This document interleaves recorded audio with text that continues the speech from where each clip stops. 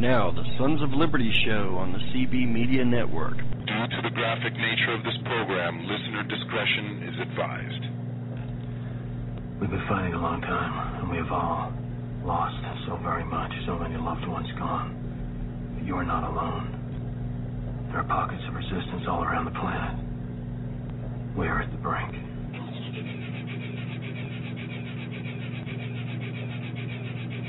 Now we find ourselves facing a tyranny that has been infused with new blood, and it is rapidly becoming an engorged, hard tyranny.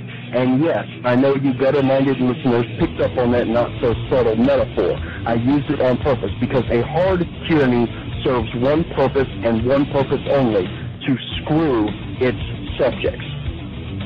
No force, no attitude, no emotion, no nation, no person can hold any modicum of power, much less utter dominion over a sovereign individual, except through the sanction that is given by that individual.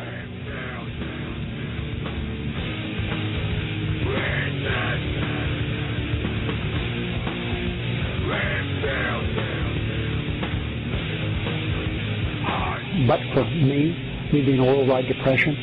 In doing so, we will honor the vows of our founders, who in the Declaration of Independence said that we are endowed by our Creator with certain unalienable rights, and among these are life, liberty, and the pursuit of happiness.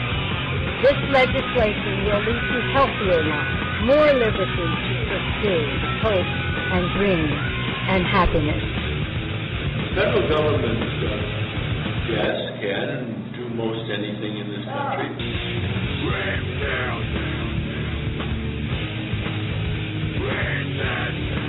Just who the hell do you think you people are? There's your dichotomy, folks.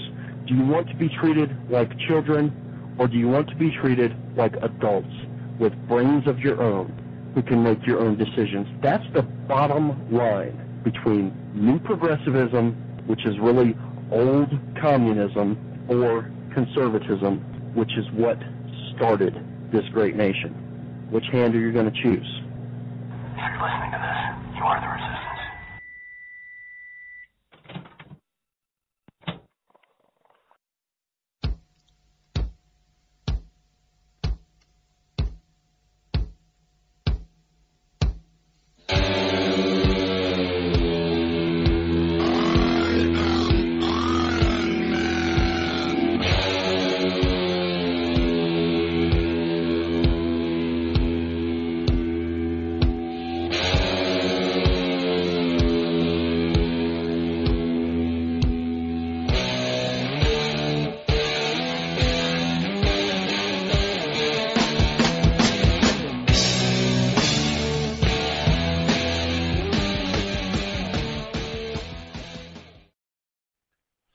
Alright, hello everyone. I am your Iron Man of classical liberal thought, Bradley Reese, wielding Occam's razor like a surgeon's scalpel to sever Gordian knots and dissect progs to expose their filthy, steaming, putrescent, lie-filled guts for your amazement, amusement, bewilderment, and finally, hopefully, disgust, because we should all be nauseated at the slightest olfactory intrusion of the stench emanating from those troglodytes.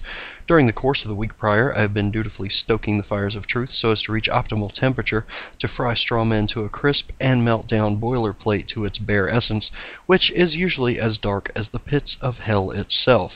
So welcome to the Sons of Liberty show, where the dissemination of information takes a backseat to nothing save the occasional foray into snark. And I am broadcasting live tonight from the semi-palatial satellite studios of Conservative Broadcast Media here in the great Commonwealth of Virginia, where our motto is Sic Semper Tyrannis, which means thus always to tyrants. And if you've ever seen the insignia on the flag of the Commonwealth of Virginia, you will know what thus means, and you will further understand why tyrants generally don't survive thus. And the usual and customary disclaimer here on the Sons of Liberty show: the views expressed by the hosts on this program are not insensitive, they are rather logical. If you perceive them to be insensitive, it merely points out your own hypersensitivity, so go to hell instead of trying to turn this world and my country into it. Thank you. Now, a lot to get into on the show tonight. I wasn't here last week, mainly because of the holiday, but also because of some unexpected guests that we had in our household. So I wasn't here last week. So the last you heard from me on Conservative Broadcast Media was the Thanksgiving show the Saturday before Thanksgiving, where I went down a litany of things that I was thankful for, sort of tongue-in-cheek a bit. And if you missed that episode, it was only an hour long. You should be able to find it here in the archives on Spreaker.com. We also have most of our shows supposedly posting under Conservative Broadcast Media on YouTube and SoundCloud as well. So you should be able to find them there. Links to the shows are on Facebook as well under the Conservative Broadcast Media heading. So if you've missed any shows and you want to catch up a little bit, well, there you go. You can find them there. Now I am monitoring Facebook, Twitter, and the chat room here on Spreaker. So if any of you have any topic ideas or questions, don't be shy.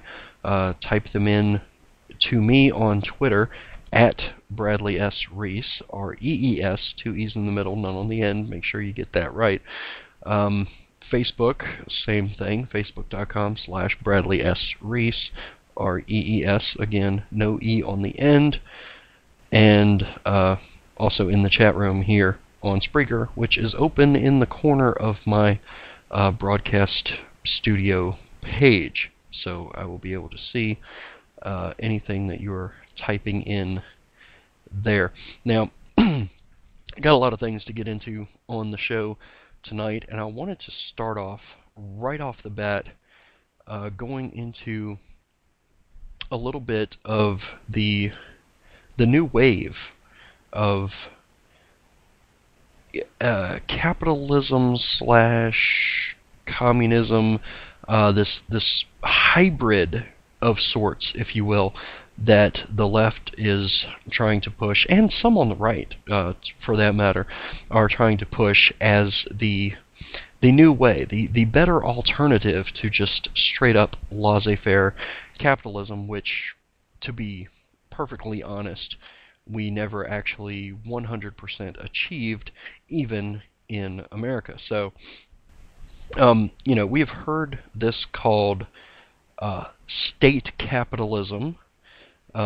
There's been references over the years, Howard Dean probably most notably talking about, and I don't have the clip, so pardon me for that. I do have it somewhere on my computer, but it's not uploaded and ready to go on the switchboard, so there you have that.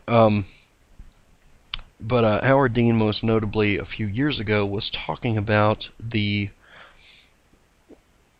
need for, or the debate, the current debate that we're having is not so much if we're going to have capitalism or socialism, but we're going to have both, and which mixture of the two is appropriate. Which mixture of the two is what we're going to end up with. And he talked about the state capitalism, he called it, that has sort of contributed to the Chinese Renaissance, if you will, the economic expansion in China over the last 3 decades or so. And he talked about this being a good model for how an economy should be run. So I'd like to get into that a little bit, and I have a bunch of clips from one of the great class warriors of all time in the United States, and I will get to those momentarily. But we need to understand, folks, the the most insidious thing that the progressives were able to do, beyond infiltrating the education system, beyond infiltrating the media, beyond infiltrating Hollywood, and then instituting this massive bureaucratic state which essentially runs on autopilot to the point where elections don't matter as much as they used to because the bureaucracy keeps on rolling, doesn't it?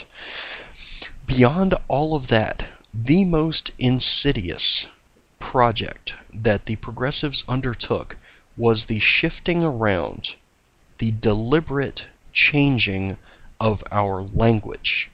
I've talked about this numerous times on the Sons of Liberty show, here on Spreaker and at the former network, which shall not be named, numerous times, folks, over the last 3 years or so.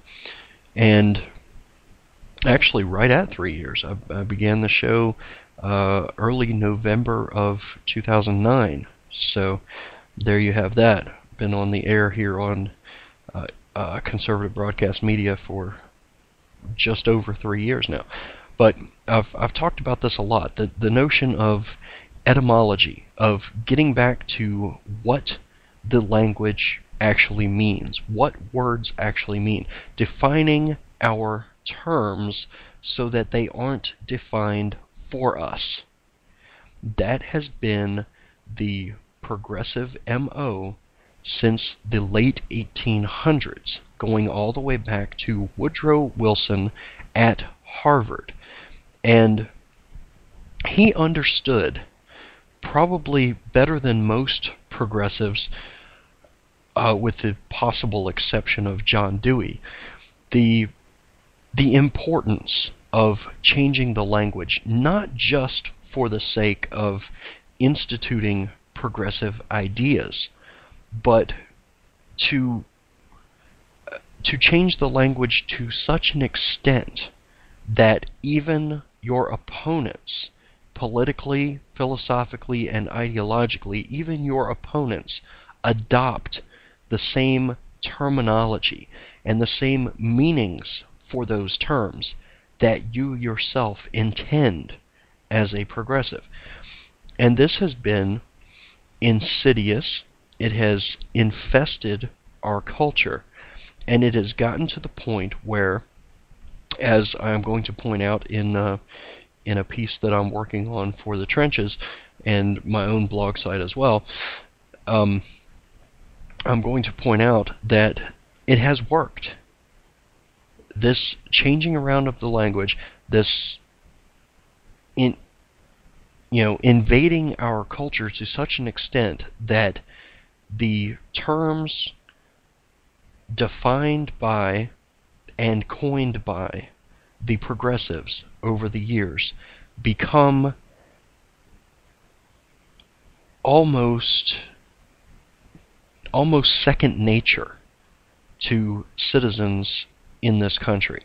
The average American now understands these terms exactly the way the progressives want them to understand these terms.